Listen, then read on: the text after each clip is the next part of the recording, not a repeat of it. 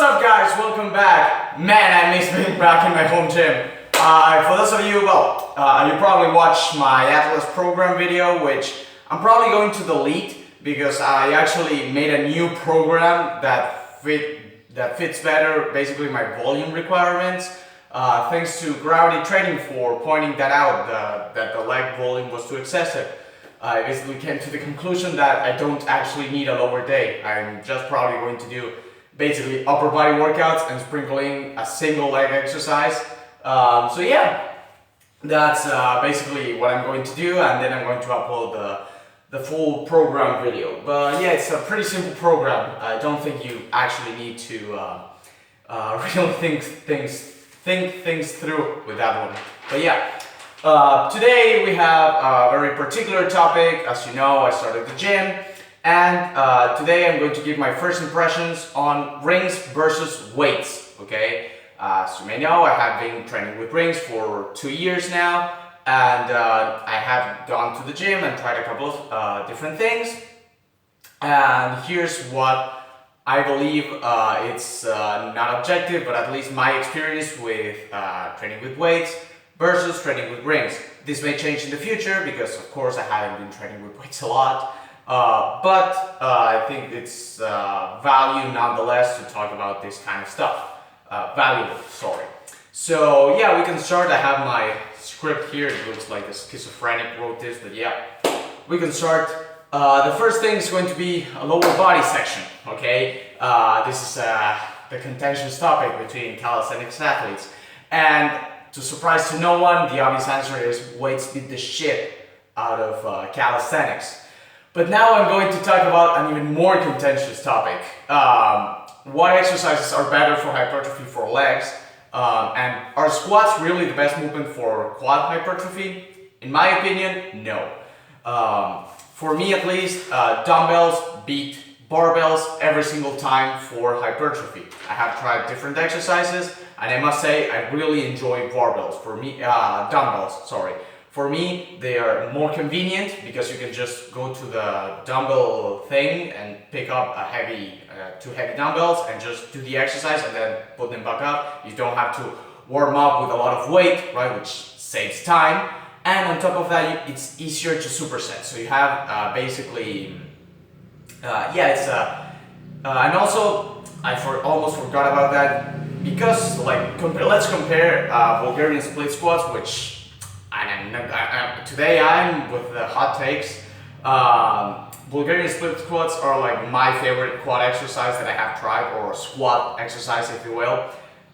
Compare that one to barbell squats, right? And I'd say that Bulgarians are better because of course the convenience aspect, it's easy to superset, you use less weight, so it's better because you don't have to warm up that much, and it's easier on the joints, on the tendons, etc.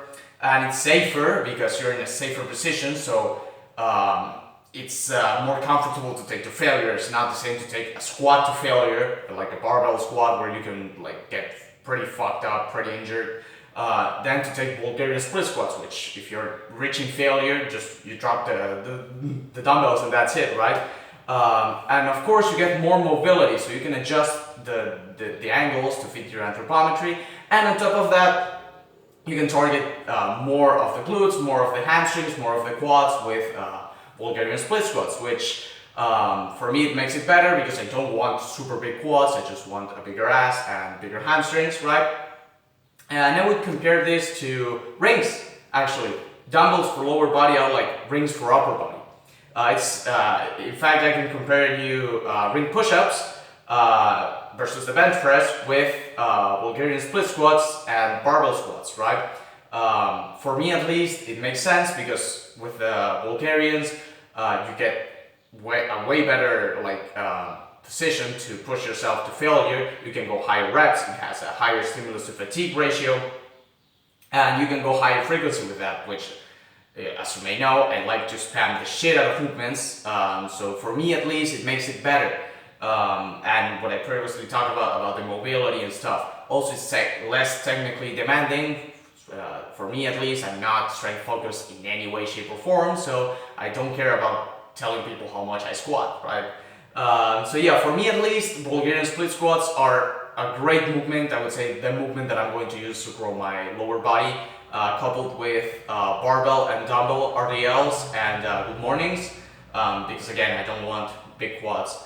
But yeah, I would say that dumbbells are better than barbells for me, at least in terms of lower body.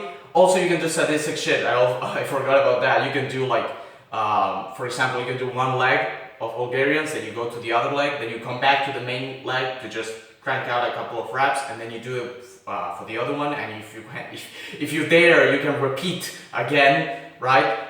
Go back and forth. You can even do like, if you want, you can do like alternating cluster sets of like Bulgarian split squats with each leg. So if you're fucked up in the head like I am, it can be pretty fun. So yeah, that's the lower body section. I know pretty. Oh, I almost forgot about this. Band volume, like I have been training bands for a while for lower body. Band volume is like 25% of weights volume, because I could do like 5, 6, 7, 8, 9, 10 like bands, RDLs or band good mornings. And it's not the same as just 3 sets of like dumbbell RDLs. Like those ones just fry your entire posterior chain in minutes, right? It's unbelievable. The bands, not so much. So if you're training with bands at home, your lower body, I would recommend crank up the volume like crazy. Like not just do 3 sets, 4 sets, go for 5 or more, okay? Of course, you can change the exercise, like do like, I don't know, 3 sets of RDLs with bands, then you do 3 sets with bands of good mornings, then you do 3 sets of ring hamstring curls, like with your feet on the rings, and you do like this, stuff like that. And if you want, you can add glute bridges, but yeah, I would recommend to do that to up the volume. But yeah, that's the lower body section, at least for hypertrophy. Again, dumbbells for me are better than barbells. Now we move on to upper body. Rings, I would say beat dumbbells and barbells, and most machines. Like calisthenics, weighted and body weight are better for me than most machines and most exercises that you can do in the gym. Because first of all, you get basically a convenient tool to just do a bunch of movements, which are the rings. You get an extended range of motion. You can adjust leverages to make exercises easier and harder. You have safer movements to push to failure. They're more spammable, if you will. You can do sadistic shit with it. The same thing as Bulgarian split squats in that aspect. Especially if, I have found for pull-ups, right? Wait, let me go back a second. I would say that with calisthenics, you can get an optimally developed upper body, like totally, except for maybe the triceps. You may need to add, and the forearms and the brachialis. I think that for those, you may need to add bands or dumbbells or cables and stuff like that. But for, let's just say, the chest, the back, the delts, weighted calisthenics or bodyweight calisthenics are the way to go, especially with rings. So let me just start breaking down. Pull-ups, that's the first thing, pull-ups. I have done weighted pull-ups, I have done just bodyweight pull-ups, and they're pretty comparable. I would say that weight and range of motion, the range of motion being like increasing weight and increasing range of motion, starting off from chin over the bar, right? So increasing range of motion from, I don't know, instead of regular ones, which are chin over the bar, you go to your clavicle, then you go to your chest, then you go to a Gironda style. That is comparable to increasing weight. So you can basically play around with the two. They're like basically not the same variable, of course, but they kind of represent the same thing, or they feel the same way. So yeah, if you are at home and you can increase the weight, increase the range of motion, it's going to have a similar effect to increasing weight. And if you don't want to do super high range of motion pull-ups, right, you can increase just the weight if you care about just brute strength, right? So yeah, for me at least, you can substitute range of motion and weight and vice versa. Then for rows and pull-ups and dips too, Eccentrics and pauses also work in a similar manner to range of motion. So that's another thing you can take into account if you can't add too much weight, or you don't want to add too much weight. Maybe you have like certain problems if you do like weighted dips, but if you do body weight, you're just fine. So you can add pauses and eccentrics, and that will lower the rep ranges. Also for dips, I would say that ring dips are pretty like equatable. I don't know if that's a word, to weighted dips. Because I have done like weighted dips, and they feel similar to ring dips. Very similar, like it feels as unstable, if that makes sense, because you're handling so much weight. So yeah, I would say that if, again, ring dips are a good substitute for weighted dips, and again, you can employ eccentrics and pauses to keep the rep range keep the movement in your desired rep range without changing the weight. Now, for push-ups, variation is equal to weight.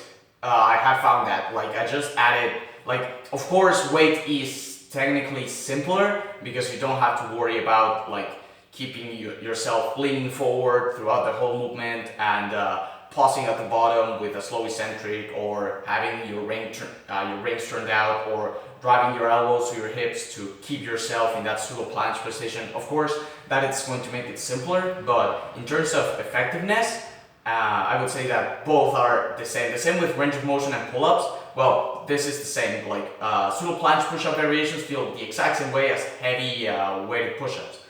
This has been my experience. The only thing that and also basically for push-ups at least, body weight is equal to weights. But for vertical presses, I have found that most vertical presses body weight pale in comparison to OHP, behind the neck press, military press, Arnold press, stuff like that. I would say that except for deficit handstand push-ups, which I would equate it to OHP basically in terms of effectiveness, except for that specific exercise, the rest is better to do it with just a barbell and 2 plates. So yeah, in the future I may buy like just for my home gym. I'm going to make sure that in the future I can still train at home, because I have to say training at home is way more convenient. But for the future, I'm probably going to buy like 2 20-kilogram plates and 2 10-kilogram plates, and buy like dumbbells. Those ones that you can like put the plates yourself. And I'm going to buy a barbell, and I'm going to be doing basically OHP and Bulgarian split squats and dumbbell RDLs, and slowly I'm going to buy more plates, to increase the weight. But yeah, that's I have realized that I could get like most of my upper body covered with just regular rings, right? But for let's just say the cherry on top, I'd say and for lower body, of course, I'm going to need dumbbells and barbells. So yeah, that's the general section, right, for lower body and upper body. Now we're going to talk about isolations. We have delts and biceps, for me at least, are better with rings than with weights, either cables, barbells, and dumbbells. This is because you have a better strength curve. I feel that with rings you get like a homogeneous strength curve, but it's still like challenging in some ways that makes it feel different to cables. Like I have tried cable face pulls, and I'm like, no, this is way better with rings. Also, you can do modify your leverages to do mechanical drop sets, and on top of that you get the full mobility, and you don't have to use 2 ropes like a retard to do face pulls. So I would recommend, instead of doing your face pulls on the machines, do them on rings. If you want to add it as a occasional variation, that's fine, but for me at least, I'm going to be doing my rear delt work, except for lateral raises. I'm going to be doing most of my delt work with rings. And biceps, yeah, I'm going to isolate my biceps mostly with rings, especially pelican curls. Like I tried incline curls and they're fine, but pelican curls are just pelican curls, right? They're amazing. So yeah, for biceps and delts, I would say rings beat the shit out of everything. For brachialis and forearms, machines and barbells and easy bars beat the shit out of everything. Okay, so that's the reason that I actually joined the gym, is because I was feeling that my forearms are not getting developed as I wanted to. I wanted to get them bigger. Also, the next muscle we are going to talk about in a second, triceps, and I felt that my biceps were a little bit overdeveloped compared to my brachialis and my forearms, so I wanted to join the gym for that and for glutes too. So yeah, now we're going to talk about triceps. I have to say, bands are better, if not equal, to cables, and yeah, today it's hot take galore. But for me especially, I feel it more with the bands than with the cables. You have more mobility, as I said, with the face pulls. You have to put 2 ropes to do the face pulls. Well, with the cables for tricep pushdowns or extensions, it's the same thing. Like with bands, you can grab it and you have a lot of band to grab onto, and you have a lot of mobility and range of motion. But with the cables, you have to obligatory. You have to put 2 ropes to just do the extensions and to do the pushdowns. At least that's what I have found. If not, it's pretty awkward, and you have to I don't know, it feels kind of claustrophobic to try to do pushdowns with a single rope, for me at least. The bar, the straight bar is pretty good, but in general I feel it more with bands. The only thing I will give to cables is when you're doing extensions, you can go pretty heavy, and on top of that you can cheat, so you get a nice overload in the triceps, a nice stretch. Weighted stretch, so that goes to the cables. I can't argue against that. Now, rings. I have to say that rings are slightly better than cables in some aspects, but I would prefer cables still, because rings, basically the same reasons as with bands. I feel more mobility, and I can feel it more, and it's not as awkward in terms of having to use 2 ropes to do the extensions. But it is awkward in another aspect, which is that you engage your abs when you're doing ring extensions, and also you have to keep yourself stable while doing the movement, and you are more focused on trying to keep yourself rigid than to actually take the movement to failure and beyond. So in that aspect, I will give it to cables. But in general, if you make a total breakdown, I would say that rings are better than cables for triceps.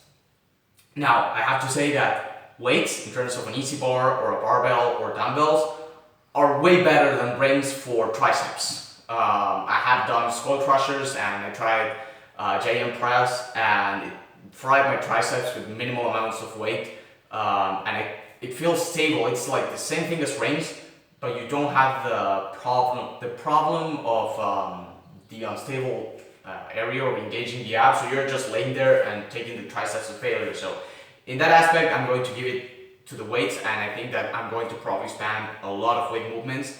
Of course, I'm going to add in cable variations and band variations to avoid overuse and tendon issues, but I would say if I could spam just one type of movement, I would spam weight tricep movements for the rest of the year. So yeah. The traps, basically, I can't argue, you can't either. Weights, just weights, right? So the only thing you could say it's comparable, it's band pull-aparts or chest expander pull-aparts, but in general, your traps will respond better to heavier weights. So yeah, I would say that for weights at least, I'm expected to see a little bit more trap development. For calves, the same thing. I have found that doing single-legged calf raises and doing calf raises on the machine, where you're sitting and you do the calf raises, the exact same thing, so not to worry about that. Abs, it's the same. Try doing leg raises with a full range of motion, and it's basically the same as doing weighted leg raises with a partial range of motion, not partial, but with a regular range of motion. And weighted sit-ups, I'm not a big fan. I don't really like it. But it's a good variation, I guess. I like better bodyweight sit-ups for high volume with a slow eccentric, so yeah. Then the neck. For the neck, dumbbells are better than bands for the bilateral movements, if that makes sense. Like the neck curls, you grab a dumbbell like this and you go like this, or the reverse neck curls, we go like this. It's better because it's less awkward. You don't have to put a band here or buy a neck harness. You just put a dumbbell with a towel in between to not fuck up like your to not like scratch your forehead with the dumbbell, but the rest just put a towel, you go there, and it's done. Now the bands, I would say they are better for side neck curls because you get like, I don't know, you get like a nice squeeze, right? And it's not as dangerous on the stretch, especially for that specific movement, which is kind of risky. I would say that, yeah, it's better to use bands. Also, I feel it more, so yeah. As a conclusion for this video, or a hot take if you will, I think that you can optimally develop your chest, your back, your biceps, your delts, and maybe your triceps with just rings. If you add bands into the equation, you get, I think you can optimally develop to the neck and the triceps to the list. And then for traps, forearms, and brachialis, you will need to add extra volume, like high quality volume, not just RP7, but like RP10 and beyond. You will have to add a lot of volume for that, like a lot of inverted shrugs, a lot of band pull aparts, a lot of ring reverse curls, a lot of towel ring like hammer curls, or just grabbing the rings. You'll have to spam the shit out of those movements because I don't think they are enough. It's like trying to do pistol squats to equate it to Bulgarian split squats, for example. If you're a very beginner, yeah, it can work, but as you go, you'll have to increase the sets, the reps. You're going to have to start doing cluster sets for pistol squats and stuff like that. You're going to probably have to pair it up with sissy squats and do a bunch of different shit just to equate to just 3 sets of Bulgarian split squats. So I think it's the same thing here. And well, for lower body, yeah, not much to say. But yeah, that has been my experience. I'm glad I could record this video, and yeah, leave me your thoughts in the comments below, and thanks for watching.